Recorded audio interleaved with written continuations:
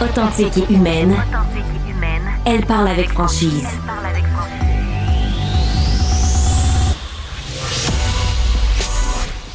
Elle traite l'information avec rigueur et efficacité.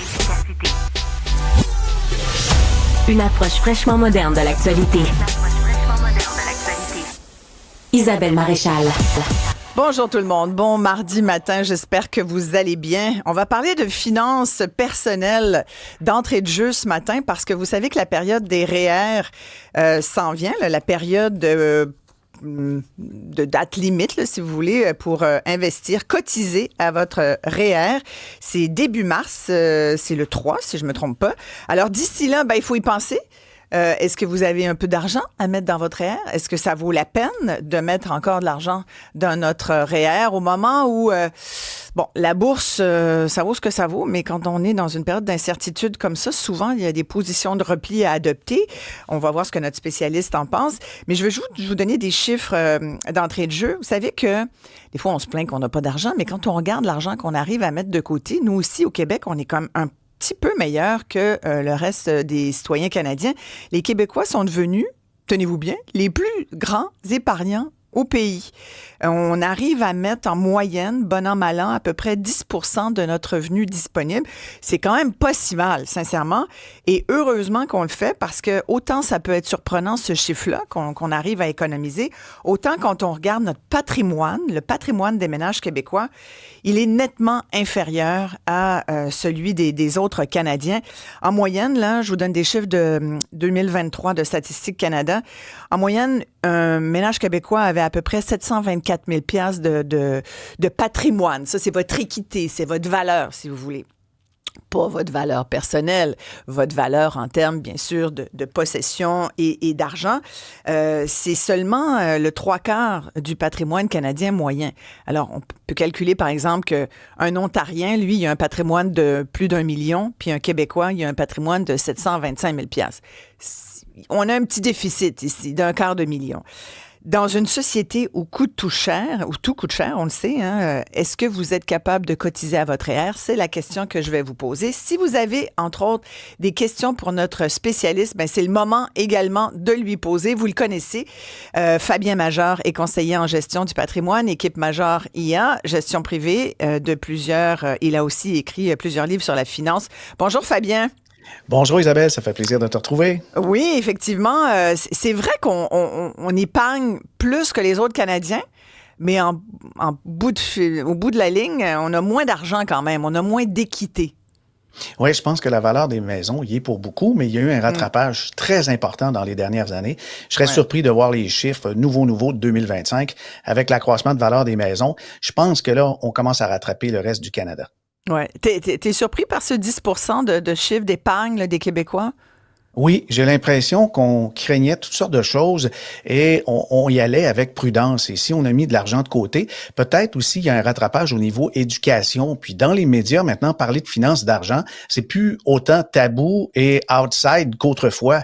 Maintenant, on a des chroniqueurs, on a des sujets qui sont à des heures de grande écoute. On parle d'argent, on parle de ce qu'on peut en faire et comment on peut l'économiser. J'ai l'impression qu'on a fait du rattrapage de ce côté-là, puis tant mieux. Oui. En même temps, quand on regarde les jeunes, écoute, j'ai mis la main sur un sondage qui a été... On a posé des questions à des jeunes en ligne là, de 18 à 44 ans.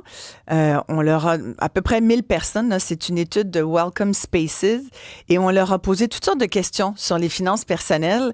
En fait, on voulait mesurer leur indice de littératie financière. Et là, écoute...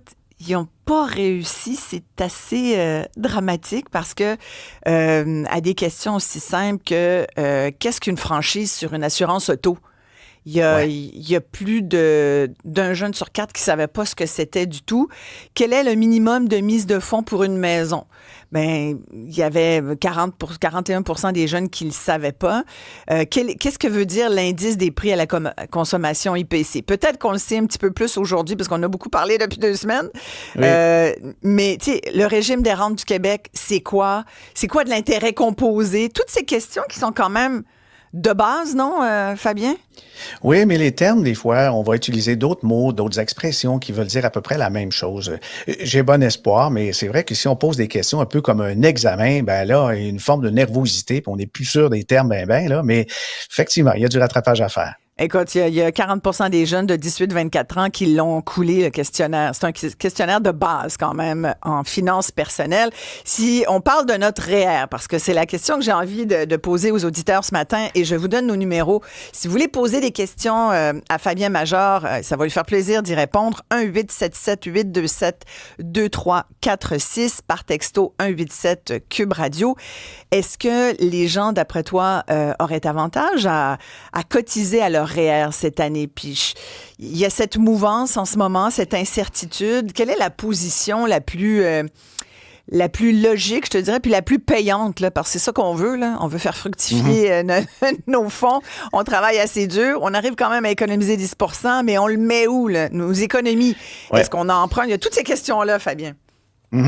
Ben, quand on a un emploi qui est assez stable, on a des revenus récurrents, puis on a un fonds de pension au travail, la question ne se pose pas beaucoup parce que là, c'est un automatisme. C'est pris à même la paye. Et quand on est travailleur autonome, aussi, des fois, on fait différents boulots et puis il y a de l'incertitude dans notre position. Je pense que c'est important de mettre aussi en place un régime automatique à soi-même. Et c'est là qu'on va voir les dividendes se faire, les intérêts cumulés, les intérêts qui sont par-dessus les intérêts, ce que tu as parlé tantôt dans l'examen de Whatcom Spaces. Mais c'est ça, il y a plein de trucs, mais le REER, pour moi, si vous gagnez au-dessus de 40 000 $ par année, je pense que on va dire souvent l'expression, c'est un no-brainer, c'est vraiment intéressant puisque on a un retour parce que on va donc se baser sur le taux marginal. Ça veut dire le dernier dollar gagné avec les échelons d'imposition, mais c'est celui-là qui fait qu'on a un remboursement. Puis c'est drôlement intéressant. Si à la retraite, par exemple, on a un revenu inférieur à ce qu'on gagne dans notre vie active, ben on fait une bonne affaire. Si notre taux est de 20% à la retraite, puis vous avez obtenu des remboursements basés sur 40%, vous faites de l'argent. Ça, c'est le premier élément. Le deuxième, c'est savoir où l'investir pour qu'en plus, il fasse des petits année après année à l'abri de l'impôt. C'est un report d'impôt, mais la croissance peut multiplier par 2, 3, 4 et même 10 fois ce qu'on a mis dedans. Oui. Je sais pas si tu as perdu des gens là, déjà avec le 20%, le 40%. Est-ce qu'il y a moyen de vulgariser encore plus, tu dirais, là, pour les gens qui nous écoutent? Ouais. OK. Si, par exemple, vous gagnez 1 000 $ et c'est votre dernier, vous gagnez en tout quelque chose comme 50 000, le dernier 1 000 $ a un taux d'imposition plus élevé parce que notre impôt sur le revenu est basé sur des échelons. C'est les fameuses braquettes, là, ce qu'on appelle les braquettes. C'est ça, la braquette. C'est ça. Alors, le dernier échelon, c'est 400 $ qu'on vous enlève sur votre 1 000 $. Ouais. Rendu à la retraite, si la somme de vos revenus est légèrement inférieure ou avec toutes sortes de programmes et crédits d'impôt, votre taux réel, c'est 20 %. Ça veut dire que quand vous allez ressortir votre 1 000 $ qui était dans votre REER, vous allez avoir une ponction d'impôt de seulement 20 %. Il va vous rester 800. C'est ça que je dis avec cet exemple-là. C'est donc intéressant. On a avantage, en fait, Fabien, à baisser notre revenu gagné, là. C'est en plein ça. Oui, et le REER permet de faire ça. Oui, on diminue, ce qui fait qu'on a un remboursement. Dans mon exemple, c'était 400 $. On a mis 1 000 $ en REER, il nous appartient, puis on reçoit 400. Alors, des petites mathématiques de base, on dit, ben là, j'avais 1 000 $, puis là, j'ai 1 400. C'est vrai, c'est ça. Oui. Mais au-delà, mettons là, que mettons que tu fais 75 000. Là, la braquette, ça s'applique aussi? Oui, la braquette. C'est ça. On pourrait dire que plus on avance en termes de revenus, puis le taux marginal est élevé. Mais on peut défaire aussi un mythe, Isabelle. Des gens vont dire, oui, mais de toute façon, on paye toujours 50 % d'impôts. Pour gagner un montant qui sera imposé à 50 000, ça en prend pas mal. C'est 750 000 pour avoir un taux de 50 % d'impôt, au-delà de 750 000. Mais dans les faits, le taux effectif qu'on voit le plus souvent, là, c'est le taux généralisé. Toutes les braquettes ensemble, là, ça fait peut-être 20-25 %. Ça, c'est commun dans la population en général au Québec. Oui, mais c'est important de le dire. Là. On ne paye pas 50 % d'impôts. Là. Non. La classe moyenne paye. Puis surtout qu'au Québec, je pense que c'est ça d'ailleurs qui maintient la classe moyenne un peu artificiellement dans l'état où elle est. C'est-à-dire que Donc, beaucoup plus... c'est comme si il y avait comme on l'aide, dans le fond, à être soutenu. On soutient la classe moyenne au Québec grâce à des programmes sociaux. Ouais. Si tu as des enfants, c'est clair que tu es mieux d'en avoir au Québec qu'en Ontario. Ce genre de choses. On a quand même beaucoup de crédits d'impôt, Fabien. Oui, il y en a beaucoup. Puis dans l'aide à la famille, le régime épargne-études, c'est tout à fait fabuleux parce que là, c'est quelque chose comme 30 les subventions fédérales, provinciales qui se retrouvent là-dedans. Il y a des bons aussi d'études qui sont ajoutés quand on est à faible revenu. Et puis bientôt, paraît que on va le croire quand on va le voir, là, qu'il y aura un régime épargne-études automatique si les parents jusqu'à l'âge de 4 ans n'ont pas ouvert un REE pour les familles à faible revenu, ben là, on va en ouvrir. Mais le régime épargne-études, j'ai fait différentes études dans le passé sur le sujet pour m'apercevoir qu'avec une portion seulement des ce qu'on appelle les allocations familiales, on appelait ça autrefois comme ça, mais il y a quand même de l'aide aux familles qui ont des enfants, ben on est capable de financer les études de nos enfants à hauteur d'à peu près 20-25 000 $ avec une portion seulement d'allocation dans le régime épargne-études. Oui. À condition, bien sûr, qu'il n'y ait pas de grands soubresauts à la bourse qui fait que tu perds ce que tu as investi. Mais oui, ça, mais là-dessus... On y reviendra là-dessus, parce que je sais qu'on peut s'ostiner allègrement. On a Claude au bout du fil qui nous pose une question concernant les retraits de REER à la retraite. Bonjour, Claude. Oui, bonjour. On vous écoute? En fin de compte, moi, les fonds de travailleurs m'ont été très bénéfiques financièrement parlant. Mais là, la retraite arrive bientôt, puis j'ai des REER. Ma conjointe a eu moins de travail, donc ses pensions sont moins élevées. Je me demandais si les retraits de REER sont considérés comme des revenus de retraite que je peux partager avec ma conjointe pour sauver de l'impôt. Oui, à partir de 65 ans, c'est possible de faire ça, une forme de fractionnement. Puis évidemment, si elle a eu moins de revenus, puis à deux ensemble, au niveau de la famille, vous allez diminuer le taux d'imposition globalement. Mais évidemment, je vous suggère de faire quelques exercices avec justement un conseiller, un planificateur qui va valider avec son comptable, au moins. Vous avez un comptable, j'imagine, Claude? Avez-vous un comptable? Oui.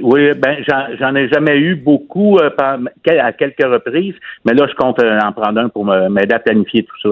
Oui. Vous n'avez jamais eu besoin de comptable? Vous faisiez vos rapports d'impôts vous-même? Moi-même, avec un petit logiciel, mais c'était tellement simple parce que vous avez un T4. Ouais, exactement. Fait que la formule standard, oui. Oui, d'accord. Donc, là, c'est intéressant, Claude. Vous avez 65, vous dites? 65 ans? Non, ça arrive, là, il me reste un an, là, puis je vais prendre ma retraite probablement à 65. OK, puis parce qu'il y a toute la question aussi du fer, Fabien. Bon, Claude est encore loin, là, il y a encore des années devant lui, là, avant d'arriver à 71 ans, mais les REER, à partir de 71 ans, doivent être transférés en fer. Oui, avant le mois de décembre, on doit convertir le REER en fer et ensuite, l'année suivante, on doit commencer à décaisser. Le REER, il faut pas se faire d'illusions, c'est pas un régime où est-ce qu'on pige dedans, là. C'est fait pour l'accumulation. Et pour le décaisser, c'est ce qu'on appelle le fonds enregistré de revenus de retraite, le FER. Claude, faut penser à tout ça? Oui, c'est ça. C'est pour ça que ça va me prendre un bon planificateur. Oui, exactement. Merci beaucoup de votre appel. Il y a Samy qui nous texte. On est une famille de 4, 2 adultes, 2 enfants. Avec l'augmentation du taux d'intérêt durant les dernières années, mon taux est passé de 1,25 à 4 son taux d'intérêt là, sur son hypothèque, j'imagine. L'épicerie coûte en moyenne de 350 à 400 $ par semaine. Les coûts fixes, les rénaux, même avec de bons salaires, on n'a vraiment plus les moyens de mettre de l'argent dans nos REER. Ça, j'ai l'impression que ça risque d'être ce que Samy vient de nous dire, là, de témoigner. J'ai l'impression que Fabien, que beaucoup de gens vont se sentir comme ça. Évidemment, bon là, il y a les taux ont rebaissé. Ça donne un peu d'air aux ménages québécois et canadiens, mais puisque c'est le taux de la Banque du Canada, mais il en reste pas moins que ça a fait du dommage là, sur notre bourse, là, ce qui s'est passé là, l'année dernière, l'année d'avant. Là. C'est sûr, mais depuis 2020, il y a un incitatif qui est le taux d'intérêt directeur du Canada qui était très bas, qui a incité des gens à s'acheter des maisons. On bougeait moins, on t'enfermait. Et là, on s'est créé certains un besoin d'avoir un chez-soi. Et puis, évidemment, des gens ont pris tout leur REER et les ont mis là-dedans, mais là, ils peuvent plus, des fois, rembourser le programme RAP. Et si on ne le rembourse pas, ça s'ajoute à nos revenus et ça fait de l'impôt de plus. Ça devient un cercle un peu infernal de l'endettement, là, mais définitivement, la grosse poussée immobilière de 2020, je dirais, jusqu'à 2023, aujourd'hui, on paye le prix parce que certaines familles étouffées se posent la question, est-ce que je vais être capable de me refaire de l'épargne pour un jour prendre la retraite? C'est serré, il n'y a pas de doute. Oui, effectivement. Puis après, tu parlais du RAP, là. Il y a le CELI App, il y a le CELI. Il n'y a pas que le REER, même si ce matin, on vous pose la question, êtes-vous capable de cotiser dans votre REER? Il y en a peut-être parmi vous qui vont me dire, je préfère mettre dans mon CELI. Ça, c'est un compte d'épargne libre d'impôt, CELI.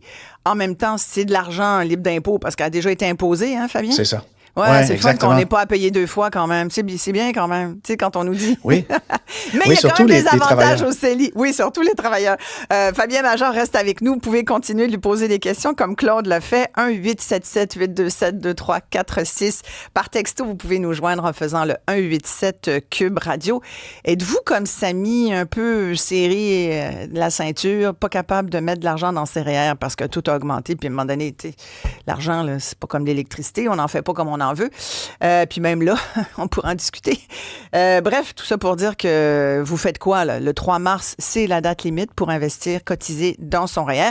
Là, on a quand même eu une très, très bonne explication de Fabien qui nous dit, regardez votre taux marginal d'impôt, regardez si, mettons, vous mettez 5 000 dans votre REER, est-ce que ça va baisser votre revenu assez pour vous faire changer de braquette? C'est ça le concept, en fait. Regardez, il faut vraiment calculer ça. Les taux d'imposition, d'ailleurs, par tranche de dollars gagnés sont disponibles. C'est sur Internet.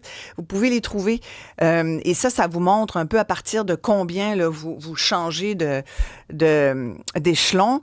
Et effectivement, ça peut valoir la peine. Après, l'autre question qu'on nous pose, là, il y a Robert qui demande, est-ce que ça vaut la peine que j'emprunte pour investir, pour cotiser dans mon REER? Très, très bonne question, Robert. Merci de la poser à 187 Cube Radio. Vous pouvez entendre la réponse de Fabien tout de suite après ceci.